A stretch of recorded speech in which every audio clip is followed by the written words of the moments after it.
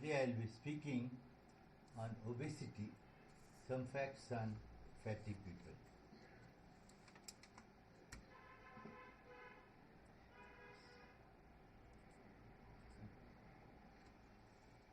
According to WHO, there are 1.6 billion adults over 15 years who are overweight. There are 400 millions who are obese. It is going to increase. By 2015, there will be 2.3 billions of overweight and 700 millions persons will be obese. Today's obese child is tomorrow's obese adult. How to measure degree of obesity? The most commonly used measurement is by body mass index. According to body mass index, a person is considered overweight if his BMI is over 25. Between 25 to 29, it is overweight, whereas obesity is anything over 30 BMI.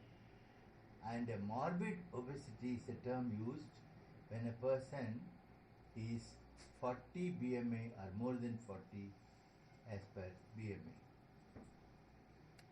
There are other measures, other ways of measuring obesity. I will not go into detail. The most simple method is waist circumference. This is just to measure by a tape around umbilicus. The circumference of abdomen is taken at this point, and in a male it should be less than 90 centimeter, and in female it should be below 80 centimeters. This is a picture showing the measurement of abdominal circumference. Childhood obesity is a growing problem, and according to some studies, 15% at age 4 are overweight, whereas at age 10 this goes up to 20%, whereas 6% of children above age 10 is obese in around 6%. What causes obesity? Most likely the important cause is overeating with decreased amount of activity, say exercise, etc. Other rarer causes of obesity are genetic defect, endocrinal defect, psychological factor, environmental factor, and certain psychotropic drugs can also produce obesity. This is a slide showing complications of obesity, various complications like diabetes, hypertension, cancer, gallstone, stroke, atherosclerosis, cardiovascular diseases can occur due to obesity. Again, this emphasizes various causes of death in an obese individual. Over 50% of deaths are from obesity-related chronic diseases, mainly cardiovascular conditions and some cancers which are common in obese individuals. Now, to understand about diet, we have to go through some of these important slides. One way of simple illustration is through traffic light signals, showing green signal is that where foods under green signal are free consumable foodstuffs, whereas red signal is indicated for those food items which are to be limited or not to be consumed. As per this slide I will show you, the red signal Under this, pav bhaji, halwa, jalebi, chole bhature, paneer bhurji, pizza, many other such items are given. Whereas low caloric diet, that is the green signal, shows buttermilk, oats idli, rava, papad, ragi dosa, sprouted salad, etc. As per WHO recommendation, our food should contain 50 to 60% of carbohydrate, 30% of protein, and 20% of fat. Now, under the polysaccharides, maximum should be utilized. Sucrose should be below 5%. Food should contain liberal amount of fiber, that is 40 grams. About the fat in food, it can be divided as 10% monosaturated and 10% saturated fats. Cholesterol should be below 300. Protein should be say 0.8 gram per kg. And sodium chloride should be limited to, that is salt, should be limited to less than 6 gram. In hypertension, the salt intake should be reduced to 3 gram. With nephropathy, salt should be reduced to 2 gram. We talk of a good fat, that is PUFA 3, which is rich in fish oil, mustard, rajma, urad dal, sprouted dal. These items should be used more in our diet. Vegetarian diet has many advantages like high fiber, no cholesterol, and cheap in the cost. Whereas the disadvantage is it lacks micronutrients and the protein content is also very little. Next. We talk of invisible fats, that is, even in cereals, legumes, sugar, there can be invisible fat amounting to 5 to 10% of our total energy. Diet in obesity should aim for weight loss. 500 to 1000 calorie deficit diet daily leads to 0.5 to 1 gram kilogram weight loss per week. Hypocaloric diets are those which provides 1200 calories of diet, whereas very low caloric diet is between 400 to 800. Such drastic diets can cause ketosis, constipation, electrolyte imbalance, gallstone, uric acid increase and leading to gout and many other such complications. So one should avoid very low caloric diet.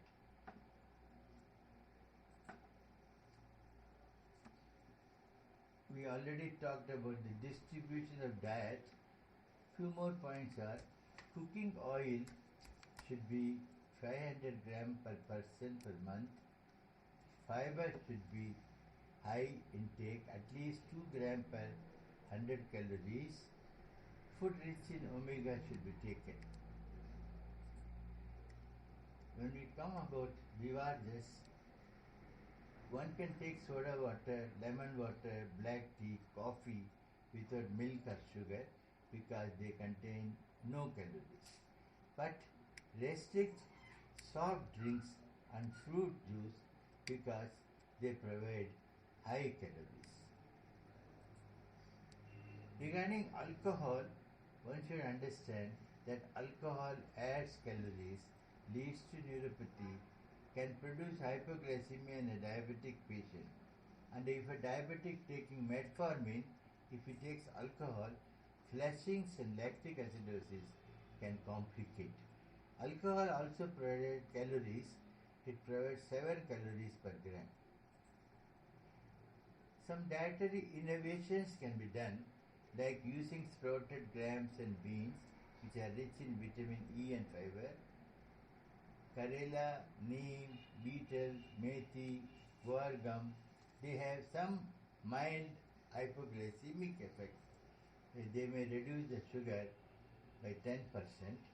Condiments have more micronutrients and fibers. If we talk about universal guidance in diet principles for obese persons, let us start from infants. One has to encourage breastfeeding for at least 6 months. It has been found those infants who took milk other than mothers became obese in childhood and adulthood. Toddlers should be taught to eat more vegetables, no juice and sweetening beverages, physical activity to be encouraged, TV watching should be minimized, particularly no TV watching while eating. When we come to school age, encourage PT, sports, bicycling, healthy body image and other facts as described above. During adolescent period, discourage excess of restaurant eating snacks between meals and encourage sports activity. In a pregnant woman, to avoid obesity, maintain normal weight, maximum gain should be not more than 3 kilograms, and during prenatal care also watch for obesity and correct the diet. In childhood, advise low sugar and low fat diet. At least an hour a day a child should play. Healthy food habits like fruits, vegetables, legumes are to be provided. A colorful diet is the best diet during childhood. Schools have important role in prevention of obesity. They should provide adequate playgrounds. PT should be made compulsory. No junk food to be allowed in and around in the canteens. It is said in some of the studies that lack of fruits and vegetables will lead to 31% increase of heart disease, 11% increase in stroke, and 19% increase in gastrointestinal disorders. What are our goals in the obesity management? What do you really expect by weight loss? Look like a model? It's not possible. Get back to ideal weight? Again, it's very difficult. Losing 5 to 10% of body weight, hopefully, will reduce mortality risk from cardiovascular disease, diabetes, stroke. This can be definitely achieved. One can be obese yet healthy. Exercise is an important regime in the management of obesity. But before we ask the person to do exercise, you assess the patient for some risk like heart disease, retinopathy, uncontrolled diabetes, nephropathy, arthritis, peripheral vascular disease. If these things are there, one should be careful for any advising any strenuous exercise. Brisk walking 30 to 45 minutes per day, 3 to 5 days a week is adequate exercise for elderly and also for those who cannot do any other strenuous exercise. Benefits of exercise in general are many. By exercise, BP is reduced. It also prevents cardiovascular disorders. By weight loss, one can prevent cancer, reduce joint problems and bone loss, improve diabetes and depression. There are many reasons for not exercising. A person has no time or do not like to sweat, or he says it hurts him, or he says I do not know what to do, or it feels it's not very important, or a person has much expectations and he expects a too fast result by exercise. There are many exercises like aerobic, isotonic, dynamic exercise. Under this, running, cycling, jogging, walking, swimming comes. Other one is an isometric, anaerobic, static exercise. Example is weightlifting. Such sort of exercise should be avoided in diabetes. How long to do exercise? At least 30 to 45 minutes is enough, or do exercise to raise the heart rate.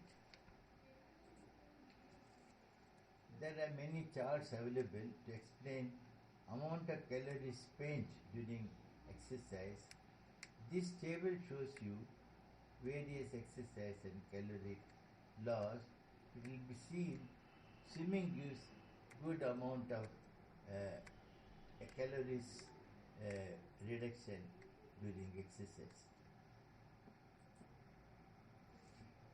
As I said already, some exercise can give problems in uncontrolled diabetes or previously existing